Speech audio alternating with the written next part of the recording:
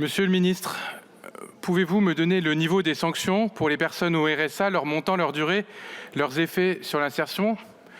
Comme je vous l'ai demandé le 2 mai, le 13, le 18, le 20, le 27 septembre, le 3 ou le 4 octobre. Alors, vous ne me répondrez pas plus aujourd'hui parce que ça fait 6 mois que nous nous confrontons avec effroi au vide abyssal de vos réponses absentes face à nos questions pourtant précises sur votre projet mal nommé « plein emploi ». Face à votre silence, face à votre mépris, je suis donc contraint de tenter de répondre à votre place.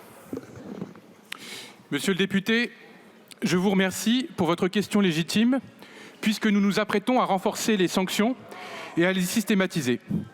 Il s'avère que nous n'avons jamais demandé les chiffres des sanctions. Vous les avez obtenus directement et le moins qu'on puisse dire, c'est qu'ils sont inquiétants. Merci, Monsieur le ministre, de le reconnaître. L'administration nous confirme donc que la sanction semble avoir un impact sur le droit au RSA à moyen terme. Il entraîne fréquemment la sortie du droit. Les chiffres montrent par exemple que parmi les personnes sanctionnées en juin 2022, les 2/3 n'avaient plus le droit au RSA 4 mois plus tard. En tout état de cause, ne pensez-vous pas, Monsieur le ministre, que ces chiffres démontrent, comme le constatent économistes, sociologues et la défenseure des droits pas plus tard qu'aujourd'hui, que les sanctions n'engendrent que la pauvreté accrue? Merci, Monsieur le député. Alors je suis bien contraint de reconnaître que sur ce point, vous avez raison. Nous allons par ce texte créer mécaniquement de la précarité, en particulier pour les femmes. Merci, Monsieur le ministre. Mais alors pourquoi inscrire automatiquement ces femmes, ou plus largement tous ces conjoints d'allocataires, à Pôle emploi, mal renommé France Travail? Je pense également aux agriculteurs qui travaillent déjà beaucoup. Que dire également de ces allocataires qui, pour 40% d'entre eux, travaillent déjà et que vous jetez à la vindicte populaire en les faisant passer pour des paresseux avec vos 15 heures d'activité obligatoire? Que vais-je répondre à Pierre qui m'écrivait il n'y a pas plus longtemps qu'hier qu'il estimait que vous le poussez à aller gagner des misères dans des emplois instables et mal payés en ajoutant du stress plutôt que de l'en soulager? Ou encore à Magali qui, en faisant une formation financée par Pôle emploi stoppée par l'organisme de formation, reçoit un mail de désinscription et se retrouve aujourd'hui sans revenu? Que vais-je enfin répondre à Emmanuel, Myriam, Iris, toutes ces personnes qui bataillent pour maintenir la tête hors de l'eau, mais que vous refusez d'entendre aussi et qui témoignent pourtant des défaillances du système? Aussi, Monsieur le ministre, permettez-moi de vous interroger tout simplement sur le montant des sanctions que vous allez leur appliquer demain.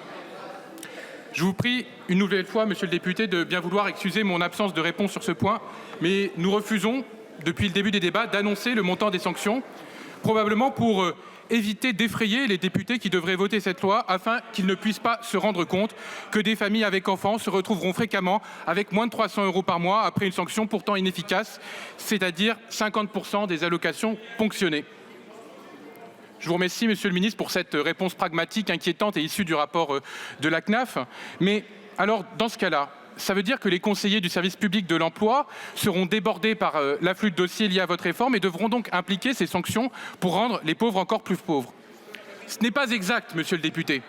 Nous voulons les sortir de la pauvreté. Mais comment donc, Monsieur le ministre? Quels moyens allez-vous mettre pour l'insertion, pour l'accompagnement? Le rapport de votre haut-commissaire dit qu'il faudrait à minima plus de 2,3 milliards d'euros et une note que j'ai par ailleurs publiée à la Fondation Jean Jaurès chiffre votre projet de 15 heures d'activité à 10 milliards d'euros. Il est vrai, Monsieur le député, que je me suis contenté d'annoncer 1 milliard d'euros à horizon 2027. C'est faible, mais c'est déjà ça. C'est faible, oui. Mais surtout, comment seront-ils ventilés, ces moyens? Combien de créations de postes dans les départements, à Pôle emploi? Quelles seront les activités proposées? Comment les dépenses nouvelles des collectivités seront-elles compensées? L'honnêteté m'oblige à vous dire que je suis en incapacité de vous répondre. J'ai tenté d'esquiver le sujet dans les débats car les 15 heures d'activité sont avant tout un totem pour avoir le soutien des LR et caresser ce que nous croyons être l'opinion publique majoritaire dans le sens du poil. C'est bien dommage, Monsieur le ministre, car vous êtes en incapacité de mettre les moyens pour l'accompagnement et vous reniez la philosophie du RMI qui portait symétriquement l'insertion par des moyens conséquents et un droit à un revenu minimum pour survivre. Tout ceci est bien loin. Monsieur le ministre, je vois que vous n'arrivez plus à répondre. Pourquoi alors voter ce texte? Monsieur le député, je dois bien reconnaître que les éléments objectifs que nous avons discutés ici devraient m'inciter à conclure que ce texte n'apportera rien, sinon de la misère et donc à voter contre. Je vous remercie, Monsieur le ministre, pour votre sincérité confondante et vous indique, au nom du groupe socialiste, que nous voterons contre ce terrible texte.